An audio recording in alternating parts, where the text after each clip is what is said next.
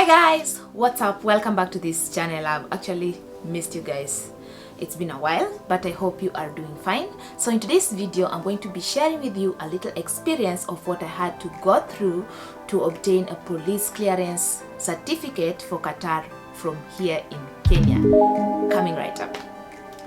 And of course, if you are new to this channel or if you have come this far and you haven't subscribed, please remember to do so by clicking on that subscribe button right below this video. So this channel lately has been all about sharing my experience or even tips and tricks and everything that I have learned about Canadian immigration. So if you are interested in that topic, of course you are invited to stay, and please don't forget to give this video a like.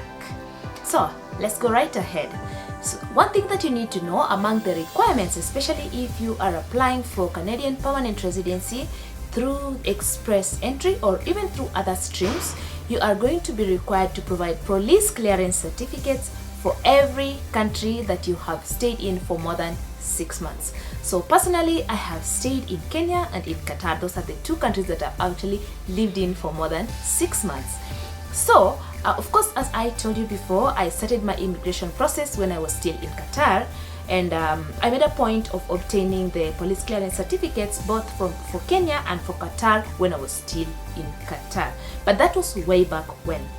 And obviously, I cannot use those right now because they usually have an expiry date or something. So when I was required to provide these certificates, I had to apply for them all over again. And for Qatar, it was quite easy. When I started with the Kenyan one, all I had to do was visit the Kenyan embassy. In fact, I didn't visit them at first. I just gave them a call and asked them the documents that they required from me, and they told me to make a payment through the e-citizen account. Or if I did not have an e-citizen account, then I was required to make a payment directly to them, which was amounting to something like 5,000 Kenyan shillings to the embassy. But I was to pay in Qatari riyals. I don't remember exactly how much it was. And then I was also required to provide fingerprints, which of course I had to go to the police station, whatever, to obtain the fingerprints. Then that was done. It was easy peasy. I obtained the fingerprints and took to the embassy, and they sent my application along with the payment confirmation that I printed out from my e-citizen account. Actually, I had to pay by M-Pesa, which was just 1,050, so it was quite cheap. And after a month, I got a call from them and they told me to download the certificate from my e-citizen account. So that one was quite easy. And even obtaining the one from Qatar or for Qatar was even much easier doing it from the country, because it only cost me 10 riyal, and I had to pay the 10 riyal. I had to apply through Metrash 2, and I only paid 10 riyal, which was something like 280 Kenya shillings, which was quite cheap. And afterwards, after a couple of days, maybe a week, I went to the office or wherever, to the place. I don't even remember exactly, maybe somewhere Salwa Road, or I don't remember, but it was printed right there and attested and signed, and I was given the certificate. But of course, because I left Qatar afterwards and the certificate was printed much earlier, I couldn't use it because your police clearance certificate needs to indicate all the dates that you have spent in that particular country. But of course, I applied for the certificate in November and I left in April, so there was a period of time that was not covered with that certificate. So if I had used it to apply for my PR, then it would have been rejected and it would have been a cause for disqualification for my entire process. So when I came back to Kenya, I was not in so much of a hurry, but one thing I came to learn is that when you want to apply for these certificates nowadays, you really need to plan ahead, because you have to book an appointment. It's not like before where you used to walk in to maybe the police police station or wherever it is done, and it is done right there and then, or even walk into a Huduma center and you just make the application and go. No, nowadays you have to book well in advance. And when I made my booking, I found that there was not empty slot, or there was no appointment available for more than 1.5 months. That's why I'm telling you to plan ahead. If you are thinking about obtaining this certificate, then make sure that you check to see the earliest available slot so that you book in advance. Of course, you can get away maybe by corruption if you know somebody there. I don't know, it's Kenya.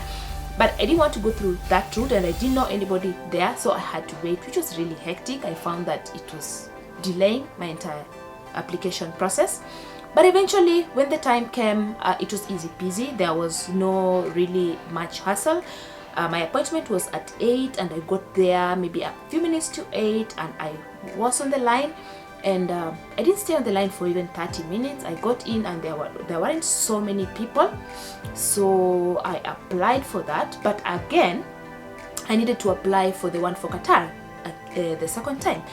After having checked on the internet, I saw that I would need to provide fingerprints to the Qatari embassy also. So when I went to obtain the to apply for the police clearance or the good conduct certificate for Kenya, I spoke to the officer that was taking my fingerprints, and I told him that I needed 2 sets of fingerprints, and he was like, yeah, the one before, if you want the one for Qatar, you have to go to the embassy and obtain, I don't know, a hard form or something. They have a special material that the fingerprints are printed on. So go to the embassy, then obtain that date, you can bring it to us. Okay, I finished with the Kenyan one, and I went all the way to the embassy, and it's all the way in Runda. That place is a hassle. In fact, this is where now my hassle started from. So I had to take you have to go to Runda, and of course the matatus don't go all the way to where the embassy is. It's quite far, so they leave you along the way, and then you have to take a motorbike, pay 100 shillings, and then go all the way to the embassy. So I went to the embassy, and I had to sit there for quite a while waiting for this guy who would explain the entire process. And he gave me a list of requirements. He told me he doesn't have a hard copy, so I had to take a snapshot. He explained some things, and I think there are some that I didn't get so clearly. So anyway, I left. So I had to take another motorbike, go to the road. So if you are going to go to visit this Qatari embassy, please plan yourself accordingly. There will be so many trips back and forth with the embassy, with the motorbikes. They might send you to the bank. They might send you to obtain this, to obtain that. Plan yourself with not less than 1,000 shillings for just moving up and down. So on that day, of course, I left. I had the requirements, but one of them was that I had to provide the good conduct certificate for Kenya. So I couldn't do anything until it was the Kenyan one that I had applied for was out. So anyway, I didn't do anything within that time. Waited for like 2 weeks. At exactly 2 weeks, I got a message from eCitizen that my certificate was ready for downloading. So I downloaded it, and I felt like, okay, things are starting to progress. So I downloaded that, and it had to be attested. So after you download the certificate, you cannot just use it the way it is. You have to go to the Foreign Affairs Ministry, wherever in Kenya, for it to be attested that it is actually a true copy of the original or whatever. So I had to go for that. And when I went to the Foreign Affairs Ministry with my copy, they were like, I went on a Monday. They only operate on Mondays, Wednesdays, and Fridays. So again, if you're going to plan to visit that ministry, make sure you don't go on Tuesday or Thursday. They only operate 3 days a week from 9 to 12. So there's a very small window. Just plan yourself accordingly. So I got there, and it was on a Monday. Of course, the line was moving very fast, and good thing with the government services in Kenya, you don't have to pay so much. So I only paid 200 shillings for the attestation, and I was told to come back on Friday, and I was like, man, I don't have time to wait until Friday. And of course, you know, I met somebody who was able to help me to obtain the certificate the following day. So that was at least, I had to part with 1,000 bob. Yeah. So anyway, I obtained the certificate the following day, the attested one, and I went back to the Qatari embassy. Now this was the second trip to the Qatari embassy. So I went there and presented all the documents. Among all the documents that they told me to bring, of course, was the attested good conduct certificate for Kenya. I had to bring a copy of my passport, of course, with the information page. I had to provide a copy of my residence permit for Qatar. A good thing I had so many copies. Just make sure you keep a copy of your residency permit, even if you're going to leave Qatar. You just never know when you will need it. Even if it will have expired, it will still be needed because it has your information. So I had a copy of that, and also I had the original. I just happened not to have returned it. So yeah, that was needed, and also the pages that showed the first date that I entered Qatar and the last date of my exit from Qatar. So I had to make a copy of that also. And there was a place that was indicated that I was supposed to provide $27 in cash. I didn't know. Okay, there was a place that was indicated that I was supposed to pay $27, and also there was a place that I was supposed to pay $30. So I didn't know, okay, between these two, which one was supposed to be in cash, which was supposed to be in kind. So I happened to just go to the bureau and change $27, and I went to the embassy. And then this guy sees me, the one that I had spoken to before, and was like, oh, you came back, but I see that the money that you have brought is not enough. You need to bring $30 in cash. And I'm telling you, this place is very far from, I won't say civilization, but from the maybe commercial business center. So again, and by that time it was almost 1, and he was like, they're closing at 1, so they're not accepting anything else at that point. So that was on a Monday, and he told me, okay, come back tomorrow to collect a copy of your whatever attested certificate, because we will retain the original, and then when you come back, bring to us the full amount of money that was needed. That he just told me, the $30. So of course I already had $27, so all I had to do was again go to the bureau and obtain $3 to make it $30. So the following day, and I was feeling so okay, that day I was okay. So I went back to there with my $30 now in cash, and again, of course, the whole aspect of taking the motorbike, going all the way. And this guy sees me and says, you've come back, but I see again, you're not going to be in agreement. And I'm like, okay, please don't tell me that you're not going to accept this money. And he says, yes, we don't accept small denominations. And I was like, why did you not mention this before? I would have known this, and I would have done all this from town. And I was like, okay, this is not my directive, but it is a requirement from the Qatari whatever embassy in the embassy in Qatar. So he said, okay, anyway, even if I'm going to accept them, let me see the years or whatever, I don't know what they call them, the series.